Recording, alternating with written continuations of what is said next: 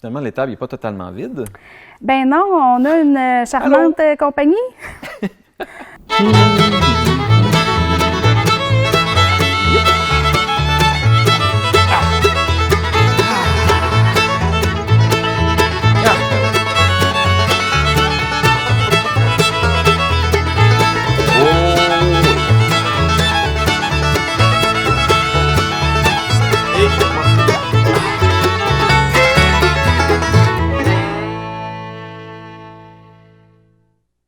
Bonjour et bienvenue à l'émission. Cette semaine, on reçoit Christine Godette de la Coopérative de solidarité de services de remplacement agricole. Je l'ai eu! Yes!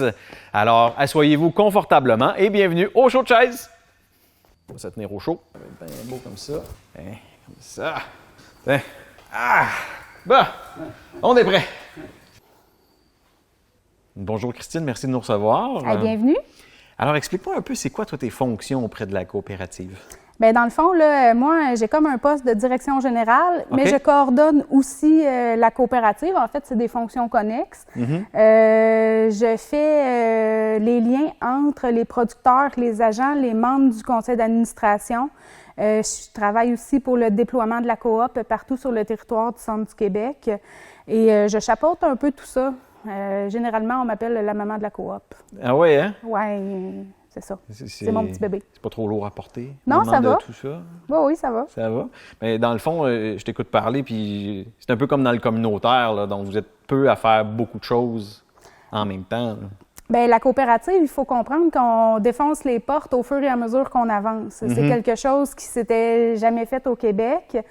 C'est quelque chose qui est nouveau. Ouais. On a de la difficulté à avoir du financement parce que, tu sais, on cadre dans plusieurs structures. OK. Mais vu que c'est nouveau, ça fait peur. Mais oui, on est un OSBL aussi, dans le but d'aider des producteurs avec de la main-d'œuvre. Oui, puis ça fait combien de temps exactement que la coopérative est fondée? Bien, la coopérative, là, sa date d'entrée en fonction, c'est le 1er novembre 2014. Fait qu'on a 5 ans d'existence, bientôt 6. Mais ça part d'un projet pilote qu'il y avait eu avec le Centre d'innovation sociale en agriculture qui a eu lieu 2 ans avant. OK. Le projet pilote terminait. Puis les producteurs étaient comme, non, c'est un besoin pour nous. Fait qu'ils se sont regroupés, solidarité, ils se sont regroupés pour partir la coopérative sous la forme qu'on la connaît actuellement. OK. Fait que de 40 producteurs qui étaient dans le projet pilote, on est tombé à 20 producteurs, membres adhérents fondateurs qui, eux, ont mis de l'argent pour starter la coop en liquidité. Puis de là, la croissance de la coop a toujours augmenté d'année en année. Puis là, tu nommes un besoin, tu nommes le nom de besoin. C'était quoi exactement ce besoin-là qui était à combler dans le milieu agricole? Bien, en fait, mettons, on repart du départ. L'histoire de la coopérative, c'est vraiment un projet. Des étudiants étaient allés en Europe faire un stage, puis ils sont revenus ici en disant « Hey, il existe quelque chose là-bas, ça s'appelle le service de remplacement agricole. Ça permet aux producteurs de prendre des congés, ça permet d'avoir des congés de maternité ou paternité, l'implication sociale, etc. » Comment ça se fait que ça n'existe pas ici? Fait que là, de là, l'idée de partir le projet pilote. Puis, on avait un problème. Dans la région, la main-d'œuvre est difficile à trouver. Ouais. Bien, pas juste en agriculture, là. Dans l'ensemble, pénurie depuis plusieurs années. Pénurie de main-d'œuvre. Ouais. Puis l'idée, c'était de réussir à combler temporairement des demandes de producteurs. Il arrive un décès sur une ferme, c'est qui va prendre le relais sur l'entreprise? Une maladie grave, je me casse un bras, je suis à l'hôpital, j'ai besoin de me faire opérer, c'est qui va tirer mes vaches, tu sais, faire la traite? Bien, c'est un peu tout ça qu'on voulait combler, puis faire en sorte d'avoir du personnel qualifié puis compétent là, pour pouvoir répondre à ces besoins-là, un peu en claquant des doigts. Là. Oui. C'est un service utilisateur-payeur aussi. Fait que, tu sais, les gens, ils sont pas obligés à notre service, mais moi, souvent, je le vends en disant c'est une assurance. Effectivement. Ton assurance que s'il t'arrive quelque chose, bien, tu vas m'appeler puis je vais faire tout mon possible pour trouver la meilleure personne pour prendre le relais sur l'entreprise, le temps d'aller mieux ou d'avoir quelqu'un d'autre là, pour prendre le relais. Ben oui, parce que tu le mentionnes, là, les exploitations agricoles, c'est des entreprises, puis c'est pas encadré comme, par exemple, la fonction publique. C'est pas du lundi au vendredi, 8 à 5, avec 2 semaines de vacances et tout le kit. Non, l'agriculture, c'est 365 jours par année. Puis on peut pas dire, moi, je fais du 8 à 5, là. C'est pas comme ça que ça fonctionne. Ça serait le fun, des fois, être capable de mettre une vache à off, mais ça n'existe pas encore. Fait que, tu sais, pour être capable de donner un service à nos producteurs, ça prend des gens qui sont capables de voir les besoins de ces animaux-là. Parce que, tu sais, on se le cachera pas, les animaux, ils sont quasiment mieux traités que les humains des fois. Fait qu'on essaye, nous autres, de ramener le ballon puis de dire aux producteurs, vous valez, vous aussi, vous valez la peine de prendre congé puis d'avoir du répit puis de ne pas attendre, justement, d'arriver à la détresse psychologique, exemple. Ben non, c'est ça, parce que la conséquence de ne pas se reposer est des fois beaucoup plus grande que de prendre une journée ou deux de repos. Bien, en fait, tu sais, il y a plusieurs choses qui peuvent amener à la détresse, si c'est par là qu'on s'en va, là, bien entendu. Mais dans le fond, là, plus les gens ils sont reposés, moins il va y avoir d'accidents, moins il va y avoir de maladresse ou de prise de décision rapide, parce qu'ils vont avoir le temps de pouvoir réfléchir. Puis ce qui est difficile avec les producteurs, c'est que souvent, ils s'identifient à « moi, je suis producteur ». Fait qu'il faut réussir à les amener ailleurs. Oui. Puis, est-ce que tu as l'impression que dans le milieu, c'est un peu tabou, ça, le besoin de repos jusqu'à la détresse psychologique? Et ça, c'est une excellente question parce qu'on se pose souvent... tu sais, notre but à nous, là, je parle à mes producteurs puis je leur explique.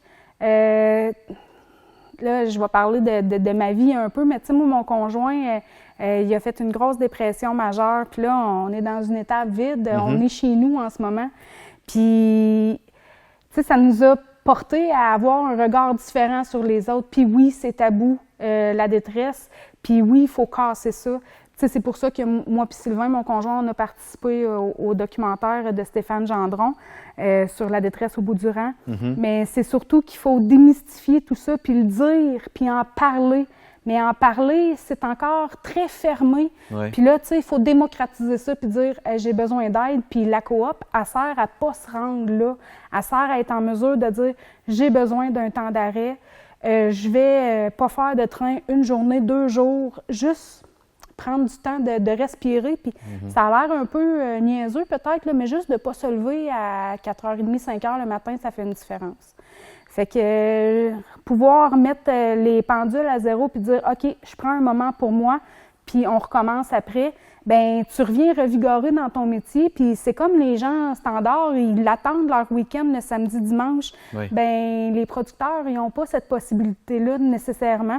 Fait que c'est d'arriver à être capable de faire un juste milieu entre le travail et le reste. Finalement, l'étable n'est pas totalement vide. Ben non, on a une charmante compagnie. Hein? La coopérative, c'est quelque chose de quand même assez récent. Mais est-ce qu'il y a d'autres services ou d'autres organismes avec qui vous travaillez qui vont offrir peut-être un support ou des soins même? Bien, en fait, nous, on a fait un maillage avec Au cœur des familles agricoles qui se trouve à être l'organisme qui chapeaute les travailleuses de rang. Oui. Là, je dis travailleuses parce que c'est beaucoup plus des femmes qui sont travailleuses de rang en ce moment. Mais nous, l'idée, c'était, on se fait des calls. Mettons, je parle avec, ici au centre du Québec, là, la travailleuse de rang s'appelle Hélène Bourgoin. Mettons, j'appelle Hélène, je dis, écoute, telle personne, je les sens un peu fragiles, est-ce que tu peux passer voir? Puis, tu sais, Hélène, oui, je vais prendre contact. Puis, dis-y que c'est moi, tu sais, on marche par référence, là, parce que, tu sais, on veut pas que les producteurs, ils sentent, ben voyons, c'est qui pense que je vais pas bien. Oui. Moi, je le dis à mes producteurs, écoute, je te sens fragile, est-ce que tu aimerais pouvoir discuter avec quelqu'un? Parce que oui, moi, je peux l'aider sur le plan de le remplacer momentanément sur l'entreprise. Mais psychologiquement, j'ai une très bonne écoute, mais j'ai pas nécessairement le bagage pour pouvoir les outiller. Va voir telle personne ou consulte telle organisation. Mais Hélène, elle a toute cette expertise-là. Fait qu'on se réfère. Puis Puis elle, ça va arriver qu'elle va avoir des cas où les producteurs qui ne sont pas nécessairement passés par moi ont besoin d'aide sur leurs entreprises, puis elle va leur parler de la coop. Tu sais, c'est un échange de bons procédés. Puis au cœur des familles agricoles, ont une maison de ressourcement à Saint-Hyacinthe où les producteurs peuvent aller, puis qui ont un accompagnement là, rendu à la maison. Et puis nous, on a eu la possibilité d'aller visiter la maison, puis de discuter avec le directeur général, puis de voir les services. Tu sais, qu'est-ce que ça fait, les services? Là? Ouais. C'est intéressant pour nous, c'est intéressant pour eux. Bien, pourquoi pas s'aider à faire en sorte que de les référer, puis aussi, en échange, ils nous en réfèrent. Mm-hmm. Puis là, donc tu parles de Saint-Hyacinthe, Centre du Québec, etc. La coop couvre quel territoire exactement? Bien, majoritairement, le Centre du Québec. Là, nous, notre territoire, c'est les 5 MRC. OK. Nicolette-Yamaska, Bécancour, Drummondville, Arthabasca, puis l'Érable. Mm-hmm. On a aussi une cellule en Estrie OK. qui est en train de se développer, mais qui est autosuffisante. Ça dit-tu ça, autosuffisante? En tout oui, cas, elle est en train de... Indépendante? Ben non, mais en fait, on ne met pas tant d'efforts sur les cellules. La cellule en Estrie, elle se déploie par elle-même. OK. Au Centre du Québec, par contre, c'était une demande des producteurs de pouvoir s'arrimer. Oui. Parce que dans les plans, je ne sais pas si tu es familier avec les plans de développement de la zone agricole, les PDZA? Très peu. Bon. Bien, dans les PDZA, c'était un souci d'avoir de la main-d'œuvre qualifiée et compétente partout sur l'ensemble du territoire dans le domaine agricole. Fait qu'on est venu un peu rattacher tout ça ensemble avec une subvention du Fonds d'appui au rayonnement des régions. On a pris beaucoup en exemple le travail auprès de bétail, mais est-ce que vous faites seulement de l'animalier ou s'il y a d'autres producteurs maraîchers ou céréaliers? Bien, en ce moment, là, on fait majoritairement des productions laitières. OK. Tu sais, les gens qui deviennent membres de la coop, c'est des producteurs laitiers. On fait... encore là, je dirais 98 du temps des remplacements pour des traites, de l'alimentation, du nettoyage, du soin aux animaux. J'ai un agent qui fait de l'alimentation puis de l'entretien sur une ferme. Sinon, c'est majoritairement pour des remplacements pour des trains. On est ouvert à faire d'autres productions, par contre. C'est juste que nos agents ils ont les compétences pour aller ailleurs aussi. La demande est juste là. Pour l'instant, c'est ça. On n'a pas fait non plus de publicité pour avoir d'autres productions, mais on est ouvert à n'importe quoi. Là, la question, on ne s'est pas juste focusé, on ne s'est pas mis des œillères à la production laitière, mais c'est ce qu'on a en ce moment des producteurs laitiers. En même temps, ça vous simplifie un peu la tâche pour la formation de vos agents de remplacement qui ont une seule sorte, un seul type d'élevage à traiter. Effectivement, mais les fermes, c'est quand même complexe. Hein? Oui. Tu sais, là, ici, on est dans une ferme où les vaches étaient attachées avec des retraits automatiques, mais des fermes comme ça, on a des fermes robotisées, on a des salles de traite, on a des fermes où il n'y a pas de retrait automatique. Tu sais, il y a plusieurs types, puis nous, l'idée, c'est pas d'arriver avec notre employé fait un travail X. Ce qu'on souhaite, c'est que nos agents de remplacement se collent à la routine de l'entreprise puis prennent toute la routine de l'entreprise à sa charge, mais selon les critères des producteurs. Okay. Fait que ça l'exige de nos agents beaucoup de polyvalence, débrouillardise, autonomie, puis un gros sens des responsabilités. Là. Tu sais, eux, là, quand ils arrivent sur l'entreprise, c'est divinement, là, c'est un peu eux qui deviennent les boss le temps de leur remplacement. Il faut qu'ils voient à tout. Est-ce que j'ai des animaux qui sont malades? Est-ce que j'ai une vache qui va véler? Est-ce qu'elle a besoin de soins spécifiques? Est-ce que mes veaux boivent bien? Est-ce qu'ils sont déshydratés? Est-ce qu'ils ont une maladie? Il y en a plusieurs, là, des interrogations. Mais la production laitière, c'est quand même complexe. Là. Oui, nos agents sont qualifiés et compétents pour le faire, mais ils seraient capables aussi d'aller chercher l'expertise dans la volaille. Le cochon, c'est un peu plus, peut-être un petit peu plus touché via les normes sanitaires. Mais on est en train de travailler sur un protocole qui pourrait faire en sorte que nos agents puissent aussi aller dans la production porcine. Ben oui. Puis votre recrutement, il se fait comment exactement? En ce moment, notre recrutement, il se fait beaucoup via Facebook puis le bouche à oreille. OK. On s'entend, on a utilisé les plateformes standards, Emploi Québec, tout ça, mais ce qui fonctionne le mieux, là, c'est sur les réseaux sociaux. On voit les gens qui font des demandes, qui cherchent des emplois ou juste, moi, je vais mettre via notre page une offre d'emploi, qu'est-ce que je cherche dans quel secteur, puis les gens, ils prennent contact avec nous, puis on les rencontre, puis on voit leur intérêt parce qu'on s'entend. C'est quelque chose qui est spécifique, là. Et ça demande beaucoup de responsabilité. Il faut que nos agents ils soient prêts à se déplacer aussi. Puis il y en a, puis je suis loin de juger ça, là. Il y en a qui ont besoin d'avoir une routine toujours sur la même entreprise. Nous, on n'est pas là-dedans, là. Nous, on est dans le day-to-day, puis ça se peut qu'une journée, tu sois à une place, puis le lendemain, tu sois à une autre. Ça prend là, c'est parce que je cherche le mot, mais beaucoup d'adaptation, tu sais, puis d'ouverture. Puis l'idée d'aider son prochain aussi, là, tu sais, là, on a quand même un rôle d'écoute envers les producteurs, tu sais, puis on le sait qu'on fait une différence dans leur vie, fait que c'est valorisant, mais c'est pas fait pour tous d'être agent de remplacement. Fait que ça prend... on cible un peu qu'est-ce qu'on cherche, mais on est très ouvert à rencontrer... je m'en dis n'importe qui. On souhaite que ça devienne un métier valorisé, mais structuré. Dans la dernière année, je pense que le monde agricole a eu une popularité accrue du fait qu'on parle beaucoup plus d'alimentation locale, de s'approvisionner localement. On parle de lait aussi. Les États-Unis, à cette heure, ils ont le droit d'amener du lait ici. Est-ce que tous ces changements-là ont amené son lot de stress pour les producteurs d'ici? Bien, un stress, oui, parce que, mettons, si on parle de l'entrée du lait des États-Unis au Canada, c'est venu jouer sur le coût du lait à la ferme. Si le prix du lait à la ferme baisse, il faut que tu ajustes tes dépenses. Tu sais, ton revenu n'est pas le même. Ouais. Les gens, ils ne sont pas tout à fait au courant. Les gens, ils se rendent compte qu'à l'épicerie, le lait il a augmenté.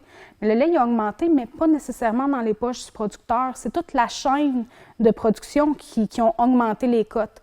À la ferme, si on prend un exemple ici, avant qu'on vende notre quota, on avait une diminution annuelle depuis les 3-4 dernières années, de 20 à 25 000 $ par année. Ouch! Fait que, est-ce qu'il y en a beaucoup des gens qui sont intéressés à avoir une diminution de leurs revenus, mais qui travaillent autant? Fait que c'est un peu ça, la conscientisation des gens à dire « j'achète local ». J'essaie le maximum d'encourager le producteur. Tu sais, moi ici, j'achète mes légumes d'une de mes amies qui a un très grand jardin. On essaie d'aller chercher nos poulets sur une ferme d'élevage de poulets. Notre cochon, on va à la jambonnière. Tu sais, on essaie de rester local dans nos achats.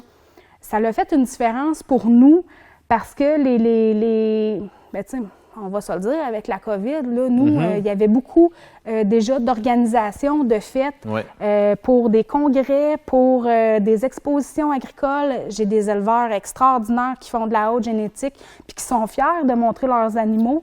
Mais tu sais, tout ça a été annulé. Fait que nous, ça a été de la perte. Bien, on peut pas dire que ça a été de la perte parce que, tu sais, ça a été remplacé par autre chose. Mais on a eu un calendrier qui était plein pendant 2-3 mois qui est tombé à rien. Puis là, mais nous, nos agents, on leur dit ouais, hey, on s'excuse, le prochain mois, tu travailles pas. Tu travailles pas, puis tu n'auras pas de revenus parce que nous, c'est comme ça que ça fonctionne, utilisateur-payeur. Moi, mon agent, il travaille, je le paye, mais tu sais, j'ai pas d'heure garantie. Ça nous a ramené à réfléchir à qu'est-ce qu'on peut faire pour davantage structurer nos choses.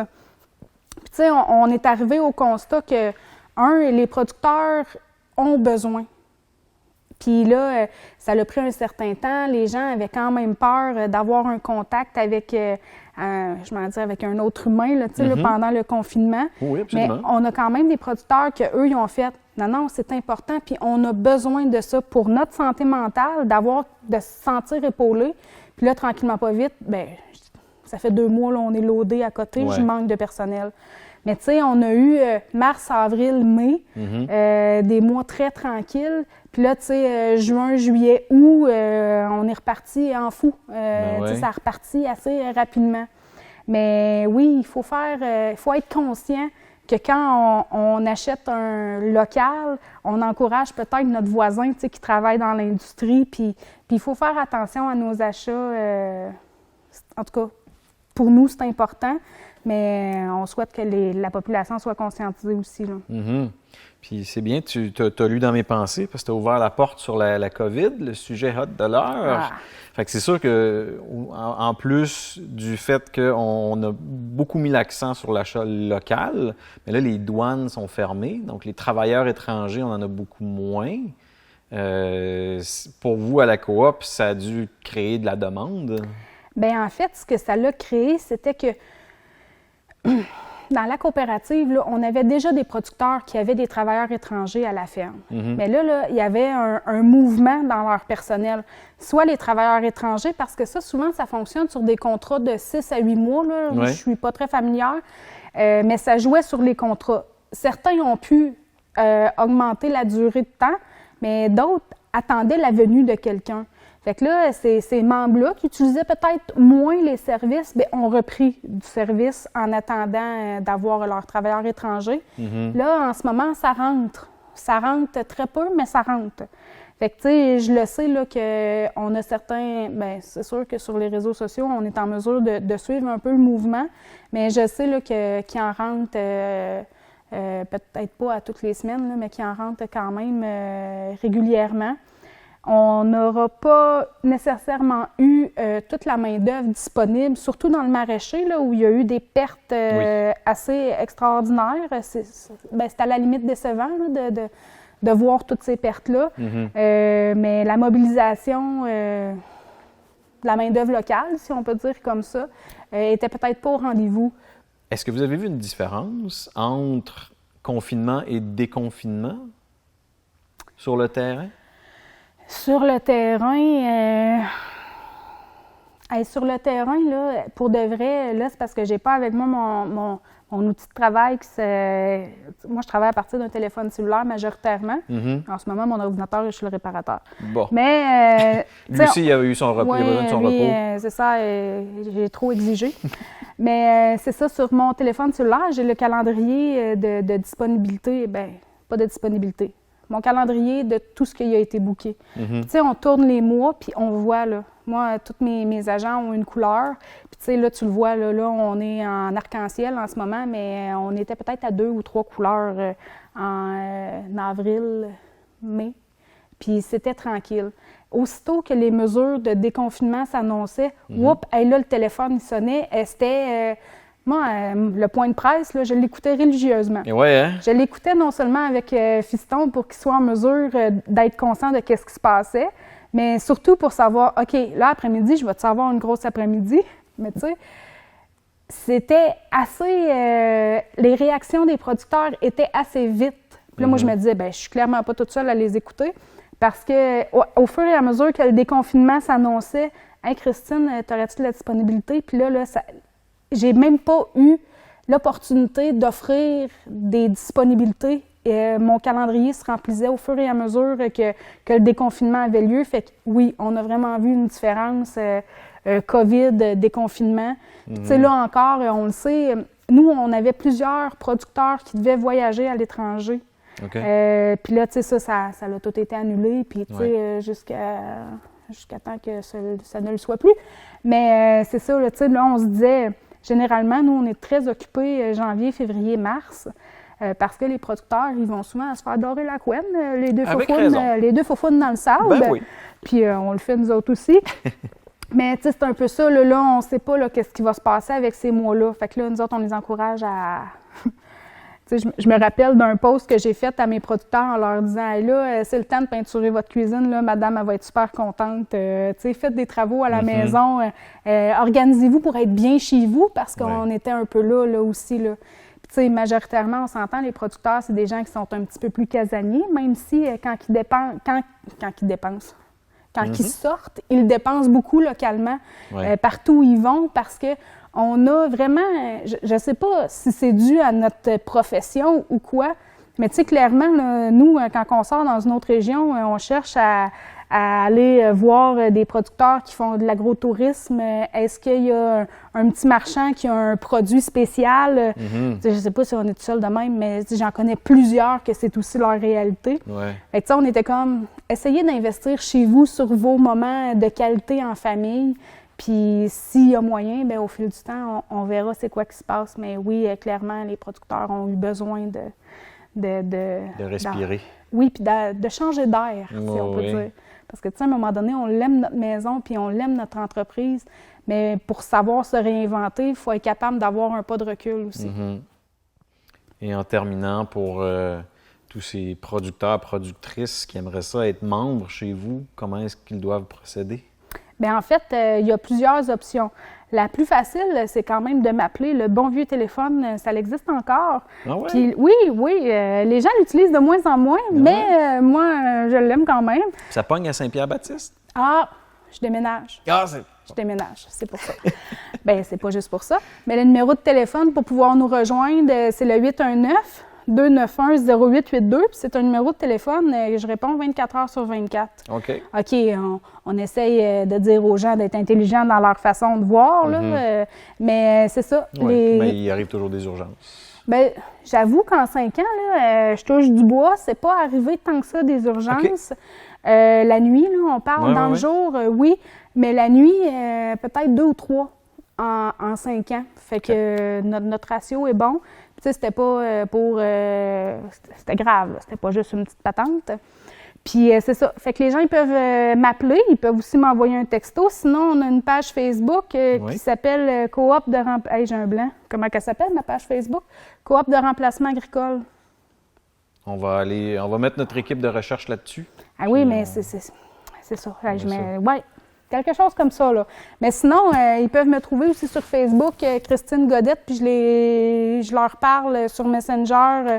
Les gens, ils sont en mesure de nous trouver.